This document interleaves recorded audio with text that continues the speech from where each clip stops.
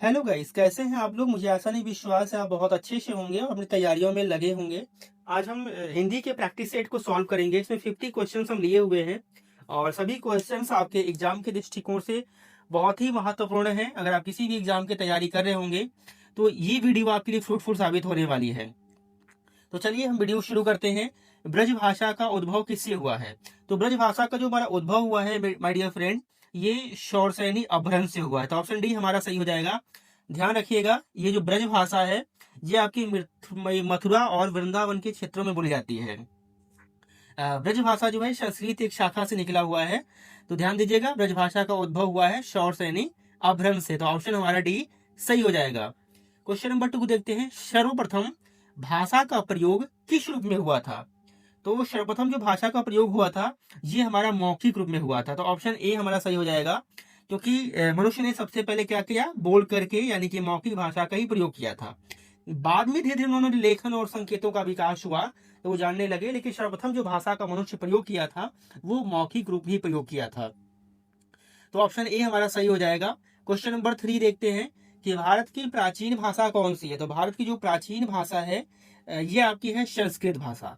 तो option C हमारा सही हो जाएगा, क्योंकि संस्कृत भाषा जो है सबसे प्राचीन और समृद्ध भाषा है। अधिकतर आप देखेंगे वेद और पुराण जो है वो आपकी संस्कृत भाषा में ही लिखे गए हैं। तो भारत की प्राचीन जो भाषा है वो संस्कृत है। क्वेश्चन नंबर 4 देखते हैं। हिंदी भाषा का जन्म किससे हुआ है। तो हिंदी भाषा का जो जन्म हुआ है ये मगधी अपभ्रंश से हुआ है। तो ऑप्शन सी हमारा सही हो जाएगा, मगधी अपभ्रंश से। क्योंकि जो आपकी जो हिंदी भाषा का विकास मगधी अपभ्रंश से हुआ और ये आपकी पूर्वी भारत में बोली जाती थी। तो ऑप्शन सी हमारा सही हो जाएगा, मगधी अपभ्रंश। 50 में यानी 50 में आप कितना क्वेश्चन सॉल्व कर पा रहे हैं कमेंट बॉक्स में जरूर बताइएगा, ताकि मालूम हो पाए कि आप कितनी अच्छे से तैयारी अपने कर रहे हैं। क्वेश्चन नंबर 5 देखते हैं। निम्नलिखित में कौन सी भाषा संस्कृत भाषा की अपभ्रंश है। तो संस्कृत भाषा की जो अपभ्रंश भाषा है वो है ब्रजभाषा। तो ऑप्शन ए हमारा सही हो जाएगा, क्योंकि अधिकतर आप देखेंगे भक्ति काल में जो कवि थे अधिकतर कवियों की रचनाएं जो होती थी वो आपकी ब्रज भाषा में ही होती थी। तो ऑप्शन ए हमारा सही हो जाएगा। क्वेश्चन नंबर 6 देखते हैं कि ब्रज भाषा किस लिपि में लिखी जाती है। तो ब्रज भाषा जो है आपकी देवनागरी लिपि में लिखी जाती है। तो क्वेश्चन 6 का हमारा ऑप्शन ए सही हो जाएगा, देवनागरी लिपि। क्योंकि ब्रज भाषा को हम आमतौर पे देवनागरी भाषा ही बोला जाता है, क्योंकि देवनागरी भाषा में लिखी जाती है जैसे कि हिंदी और संस्कृत। तो ब्रज भाषा की जो लिपि लिखी जाती है वो देवनागरी लिपि में लिखी जाती है। क्वेश्चन नंबर 7 देखते हैं। संविधान की 8वीं अनुसूची में उल्लेखित भारतीय भाषाओं की संख्या कितनी है। तो संविधान की 8वीं अनुसूची में जो उल्लेखित भारतीय भाषाओं की संख्या आपकी 22 है। तो ऑप्शन डी हमारा सही हो जाएगा, 22 भाषाएं भारतीय संविधान में की 8वीं अनुसूची में शामिल है। पहले क्या कितनी थी, तो पहले आपकी 14 भाषाएं थी, अब आपकी 22 भाषाएं हो गई हैं। क्वेश्चन नंबर 8 देखते हैं। पंजाबी भाषा का जन्म किस अपभ्रंश से हुआ है। तो पंजाबी भाषा का जन्म जो है माय डियर फ्रेंड ये हुआ है शौरसैनी से। तो ऑप्शन बी हमारा सही हो जाएगा, शौरसैनी। क्यों, क्योंकि आपके उत्तर भारत में सबसे अधिक बोली जाती थी शौरसैनी। तो पंजाबी भाषा का जो जन्म हुआ है वो शौरसैनी अपभ्रंश से हुआ है। तो ध्यान रखिएगा कि ऑप्शन बी हमारा सही हो जाएगा। क्वेश्चन नंबर 9 देखते हैं। ब्रजबुली नाम से कौन सी भाषा जानी जाती है।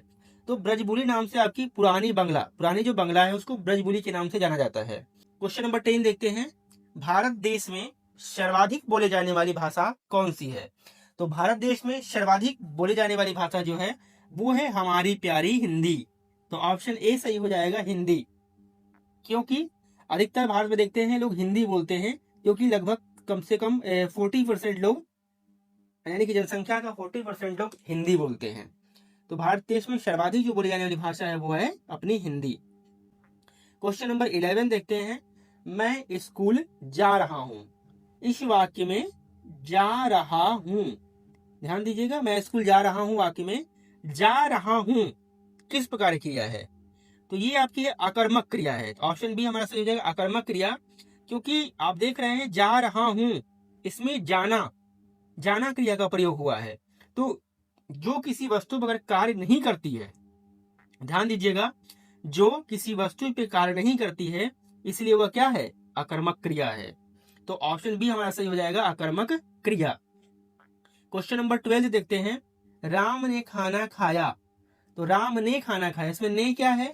तो ने है, आप कर्ता ने कर्म को पढ़िएगा तो कर्ता ने, यानी यहाँ पे क्या है? कारक है।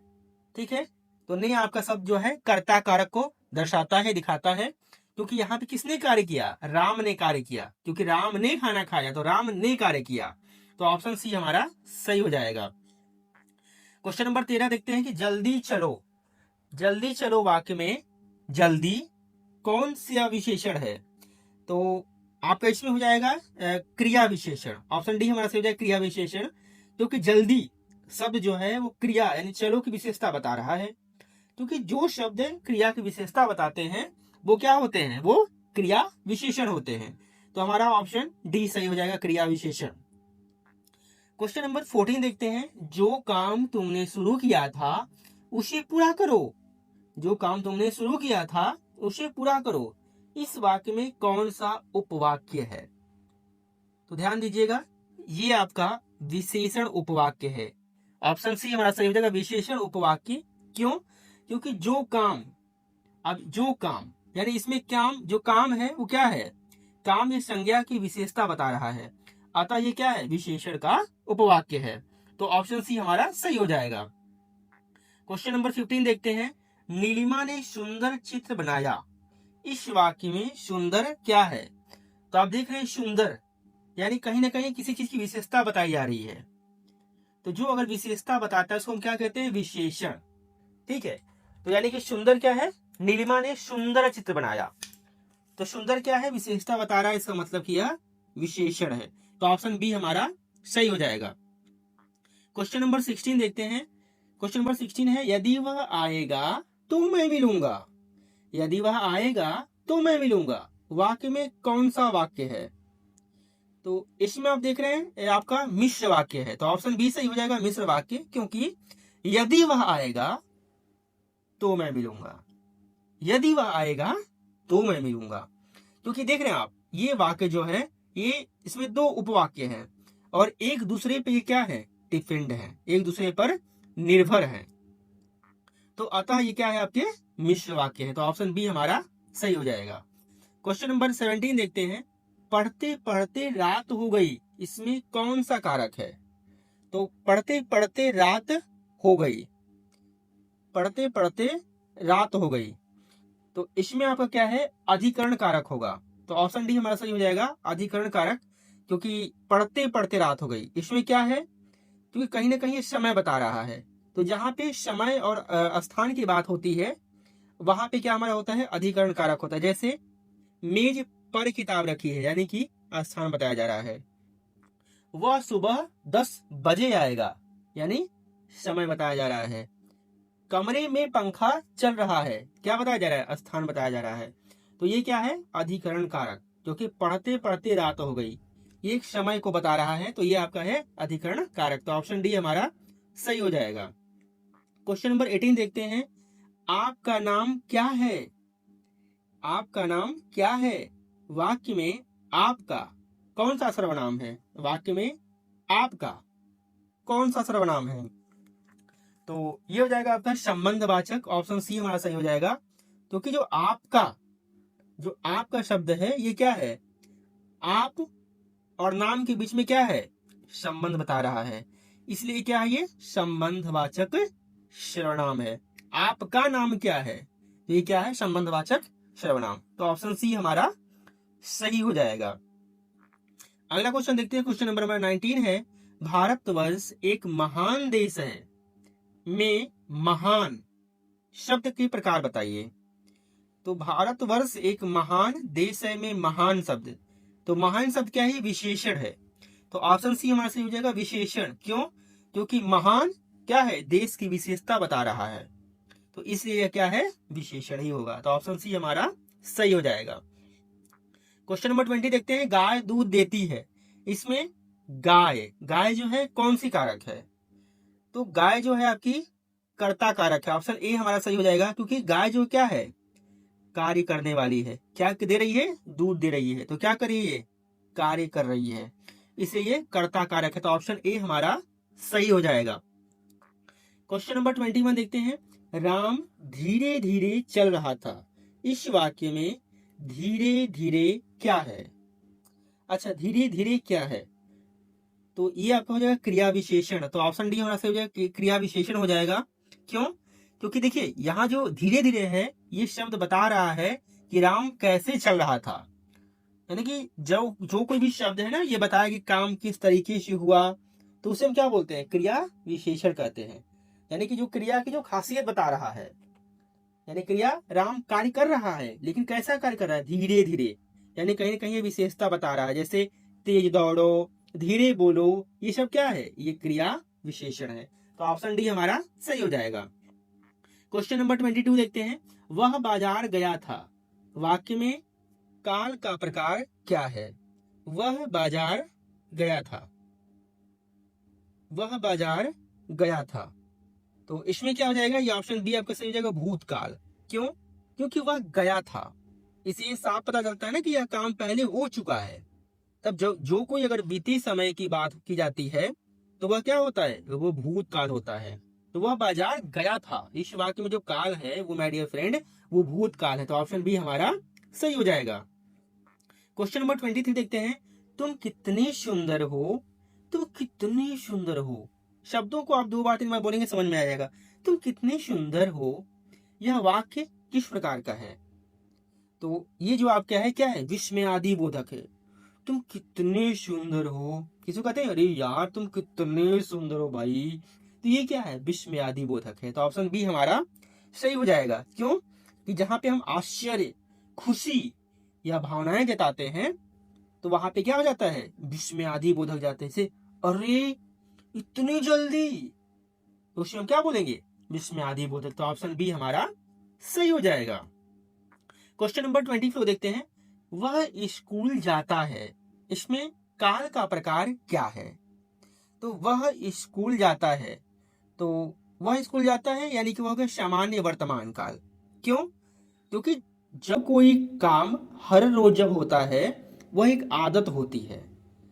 ध्यान दीजिएगा, जब कोई हर रोज होता है कोई कार्य या कोई आदत होती है, जैसे स्कूल जाना, दूध पीना, तो वह होता है क्या? सामान्य वर्तमान काल। क्योंकि यहाँ जाता है से पता चलता है कि यह रोज का काम है। वह स्कूल जाता है, हमेशा जाता है ना? तो क्या है? सामान्य वर्तमान काल है। तो ऑप्शन बी हमारा सही हो जाएगा। क्वेश्चन नंबर 25 देखते हैं। हे राम मेरी रक्षा करो, हे राम मेरी रक्षा करो, इसमें हे क्या है? तो इसमें आप देख रहे हैं ना कहीं हम संबोधन कर रहे हैं, हे राम, हे। तो यहाँ पे शी हमारा सही हो जाएगा, संबोधन विभक्ति। क्यों? क्योंकि जब हम किसी को सीधे पुकारते हैं, जैसे हे भगवान, ए दोस्त, तो हे शब्द सब क्या है? संबोधन दिखाता है। तो ये हमारा ऑप्शन सी हो जाएगा, संबोधन विभक्ति। जैसे अरे सुनो, हे माता, ये सब संबोधन विभक्ति होता है। अगर आपको वीडियो अच्छा लग रहा तो प्लीज एक बार लाइक जरूर करिएगा, और चैनल पर अगर नए हैं तो सब्सक्राइब भी जरूर करिएगा। अगला क्वेश्चन देखते हैं। क्वेश्चन नंबर 26 है। जिसने मेहनत की वही सफल हुआ। सही बात है, हम लोग तैयारी कर रहे हैं, जितना हम लोग मेहनत करेंगे उतने ही हमारी सफलता के चांसेस बढ़ जाते हैं। तो इसलिए हमने इस वाक्य में लिया है जिसने मेहनत की वही सफल हुआ, क्योंकि जो लड़ता है उसी का इतिहास लिखा जाता है। सेंटेंस में आते हैं हम लोग, जिसने मेहनत की वही सफल हुआ। इस वाक्य में जिसने और वही कौन से शब्द हैं? तो कहीं ना कहीं ये आपका संबंधवाचक सर्वनाम हो जाएगा। तो ऑप्शन बी हमारा सही हो जाएगा। क्यों होगा? क्योंकि जिसने और वही ये क्या है? दो लोगों के बीच एक रिश्ता बता रहा है, संबंध बता रहा है। हमने पहले बताया कि जहां दो वाक्य एक दूसरे पे संबंध बता रहे होंगे तो ये संबंधवाचक सर्वनाम हो जाते हैं। जैसे जो बोलेगा वही जीतेगा, जो लड़ेगा वही जीतेगा। दोनों लाइनें क्या है? एक दूसरे से जुड़ी हुई है। जिसने मेहनत की वही सफल हुआ, यानी एक दूसरे से संबंध, यानी कि संबंधवाचक सर्वनाम हो जाएगा। तो ऑप्शन बी हमारा सही हो जाएगा। क्वेश्चन नंबर 27 देखते हैं। सत्य बोलो, इस वाक्य में वाच्य का प्रकार क्या है? सत्य बोलो, तो ये आपका है कर्तवाच्य। ऑप्शन ए हमारा सही है, कर्तवाच्य। क्यों? क्योंकि जब कोई वाक्य बताए कि कर्ता जो है यानी जो काम करता है खुद कुछ कर रहा है तो उसे हम बोलते हैं कर्तवाच्य। जैसे यहाँ पे क्या है, सत्य बोलो, इसमें तुम छिपा हुआ है और तुमसे कहा जा रहा है कि सत्य बोलो, झूठ नहीं बोलो, सत्य बोलो, तुम सत्य बोलो। तो यहाँ पे तुम क्या है, छिपा हुआ है। तो इस वाक्य में जो वाच्य का प्रकार है कर्तवाच्य होगा, ऑप्शन ए हमारा सही हो जाएगा। क्वेश्चन नंबर 28 देखते हैं। कल वह आएगा, कल वह आएगा में कल, कल शब्द क्या है, तो कल जो है ये आपकी क्या है, क्रिया विशेषण है। तो ऑप्शन सी हमारा सही हो जाएगा। क्यों, क्योंकि कल क्या है, ये बता रहा है कि कब आएगा, कल आएगा। जब कोई शब्द समय, स्थान या तरीका बताता है तो वह क्रिया विशेषण होता है। जैसे अब, तभी, यहाँ, वहां, ये सब क्या है, क्रिया विशेषण है। तो ऑप्शन सी हमारा सही हो जाएगा। क्वेश्चन नंबर 29 देखते हैं। खिलते फूल अच्छे लगते हैं, इसमें खिलते शब्द क्या है, खिलते शब्द क्या है। तो यहाँ भी आप क्या बता रहा है, कहीं ना कहीं विशेषता बता रहा है। किसकी विशेषता, फूल की। तो हमारा ऑप्शन ए सही हो जाएगा, विशेषण। यानी इसमें खिलता जो शब्द है वो फूल की खासियत बता रहा है। जैसे कैसे फूल, यानी खिलते हुए फूल। कैसे फूल अच्छे लगते हैं, खिलते हुए फूल अच्छे लगते हैं। मतलब यहाँ पे जो फूल है वो क्या है, संज्ञा है और इसकी विशेषता बताया जा रहा है खिलते हुए, यानी विशेषण। ऑप्शन ए आपका सही हो जाएगा। जैसे एग्जाम्पल लेते हैं हम, हंसते बच्चे, चमकता सूरज, ये सभी विशेषण होते हैं। क्वेश्चन नंबर 30 देखते हैं। मुझे पानी चाहिए, मुझे पानी चाहिए, इस वाक्य में चाहिए किस प्रकार की क्रिया है। तो चाहिए, चाहिए ये आपका है मुख्य क्रिया। ऑप्शन ए सही हो जाएगा। मैं आपसे बार बार करूंगा डियर फ्रेंड, अगर किसी भी सेंटेंस को ना बार बार अगर रिपीट करिएगा तो समझ में आ जाएगी क्या हो रहा है। तो ये मुख्य क्रिया है। अब कैसे मुख्य क्रिया है, अब देखिए चाहिए इसमें क्या है, ये असली काम कर रहा है, यानी हमें जरूरत बताने वाली क्रिया है, इसलिए इसे मुख्य क्रिया कहते हैं। जैसे मुझे मदद चाहिए, मुझे आराम चाहिए, ये सभी चाहिए क्या है, इसमें मुख्य क्रिया है। क्या चाहिए, मुझे पानी चाहिए, है ना। क्या चाहिए, मुझे आराम चाहिए। तो चाहिए इसमें क्या है, मुख्य क्रिया। क्वेश्चन नंबर 31 देखते हैं।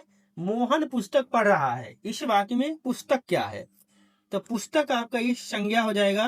तो ऑप्शन बी हमारा सही हो जाएगा, क्योंकि पुस्तक क्या है, एक चीज का नाम है और जहाँ पे चीजों का, व्यक्तियों का या स्थानों का जो नाम होता है उसको हम क्या बोलते हैं, संज्ञा बोलते हैं। जैसे गाड़ी हो गया, बच्चा हो गया, स्कूल हो गया, ये सब क्या है, संज्ञा होता है। तो ऑप्शन बी हमारा सही हो जाएगा। क्वेश्चन नंबर 32 देखते हैं। खिलौना बहुत सुंदर है, इस वाक्य में सुंदर क्या है।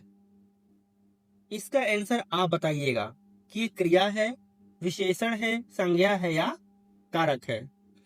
अगला क्वेश्चन देखते हैं, क्वेश्चन नंबर 33। यह किताब मेरी है, इस वाक्य में यह कौन सा सर्वनाम है। यह किताब मेरी है, तो ये क्या है, संकेतवाचक सर्वनाम है। ऑप्शन डी हमारा सही हो जाएगा। क्यों, क्योंकि यह हमें किसी चीज की ओर इशारा कर रहा है। जैसे यह किताब मेरी है, तो आपका हो जाएगा संकेतवाचक। जैसे वह बच्चा, यानी कहीं ना कहीं संकेत कर रहे हैं। यह किताब संकेतवाचक है, तो ऑप्शन डी हमारा सही हो जाएगा। क्वेश्चन नंबर 34 देखते हैं। मेहनत करने से सफलता मिलती है, मेहनत करने से सफलता मिलती है, यह वाक्य किस प्रकार का है। तो ये भी आपका क्या है, मिश्र वाक्य है। ऑप्शन सी हमारा सही हो जाएगा, मिश्र वाक्य। क्यों, क्योंकि यह दो बातें हो रही हैं। मेहनत करने से, मेहनत करने से तब हमें क्या मिलती है, सफलता मिलती है। ठीक, यानी कि दोनों एक दूसरे से जुड़े हुए हैं। तो एक बार फिर आपको बता रहे हैं कि जब दो विचार एक दूसरे पर निर्भर होते हैं तो उसे हम क्या बोलते हैं, मिश्र वाक्य। क्वेश्चन नंबर 36 देखते हैं। सीता गाना गा रही है, इसमें कौन सी क्रिया है।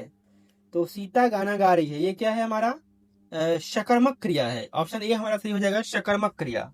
क्यों, क्योंकि गाना क्या है, एक वस्तु है और क्रिया उस पर हो रही है। मतलब यह क्या, एक सकर्मक क्रिया है, जो किसी वस्तु पे असर डाले उसको हम बोलते हैं सकर्मक क्रिया। तो ऑप्शन ए हमारा सही हो जाएगा। क्वेश्चन नंबर 37 देखते हैं। हम दिल्ली जाएंगे, इसमें दिल्ली क्या है? इसमें आपके दिल्ली जो है ये संज्ञा है। क्यों? क्योंकि एक स्थान नाम और किसी भी स्थान की या जगह की नाम हो तो वहां पे संज्ञा का प्रयोग होता है। क्वेश्चन नंबर 38 देखते हैं। तुमने मेरी मदद की। इसमें ने किसका सूचक है? तो इसमें ने जो है वो आपका कारक है, तो ऑप्शन बी हमारा सही हो जाएगा। क्योंकि इसमें क्या है कि ने शब्द बता रहा है कि कर्ता कौन है, यानी काम किस पे किया गया है, तो ये कर्ता कारक आपका हो जाएगा। क्वेश्चन नंबर 39 देखते हैं। पेड़ के नीचे एक लड़का बैठा था। पेड़ के नीचे क्या दर्शा रहा है? तो पेड़ के नीचे यानी कि यह क्या है? स्थान बता रहा है। यानी ये भी क्या है? ये भी आपको एक स्थान बता रहा है। तो जो पेड़ के नीचे से पता चलता रहा है कि लड़का कहाँ बैठा है, यानी पेड़ के नीचे बैठा हुआ थी, स्थान बता रहा है। क्वेश्चन नंबर 40 देखते हैं। अगर बारिश होगी तो हम नहीं जाएंगे। तो ये भी क्या है? आपका मिश्र वाक्य है। क्योंकि हमने बताया था कि जहां दो हिस्सों में बटा हुआ है, जब आगे क्या है? दो हिस्सों में बटा हुआ है। अगर बारिश होगी तो हम नहीं जाएंगे, एक दूसरे पर निर्भर है, तो ये भी आपका मिश्र वाक्य हो जाएगा। क्वेश्चन नंबर 41 देखते हैं। बच्चे खेल रहे हैं। इस वाक्य में खेल रहे हैं क्या है? ये आपका क्रिया हो जाएगा। क्यों? क्योंकि ऐसा काम है जो बच्चे कर रहे हैं, इसलिए वह क्रिया होगा, यानी कार्य बताने में जो शब्द होता है वह क्रिया होता है। क्वेश्चन नंबर 42 देखते हैं। तुम कहाँ जा रहे हो? तुम कहाँ जा रहे हो? इस वाक्य में कहाँ क्या है?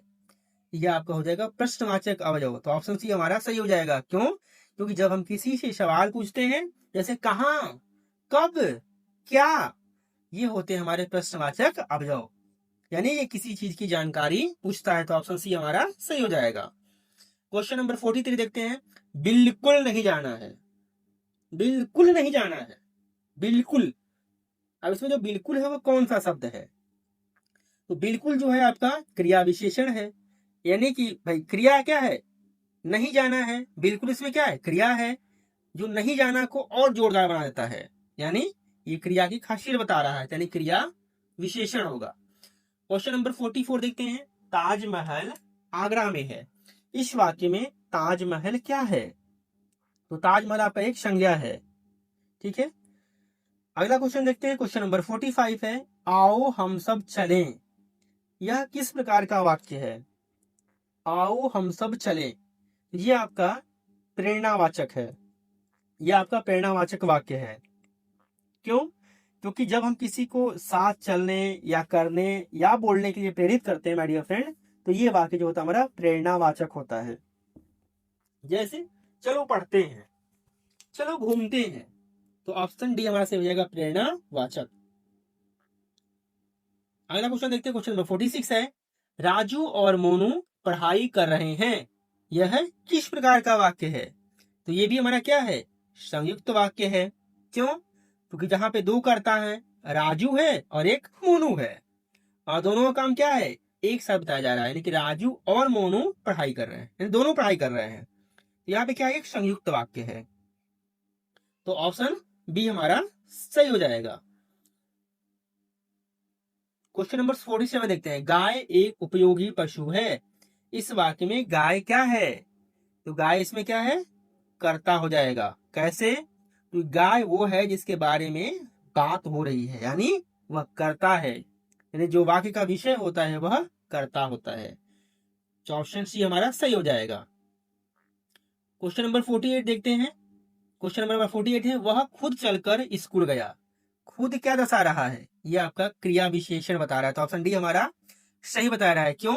ये खुद बताता है, यह खुद बता रहा है कि उसने अपने आप किया, वह क्रिया की विशेषता बता रहा है, इसलिए आपका क्रिया विशेषण हो जाएगा, तो ऑप्शन डी हमारा सही हो जाएगा।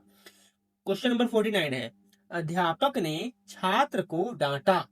इस वाक्य में अध्यापक कौन है? तो अध्यापक कर्ता, कर्ता ने, यानी अध्यापक ने, जिसने डांटा वो क्या है? अध्यापक है, यानी काम किसने किया?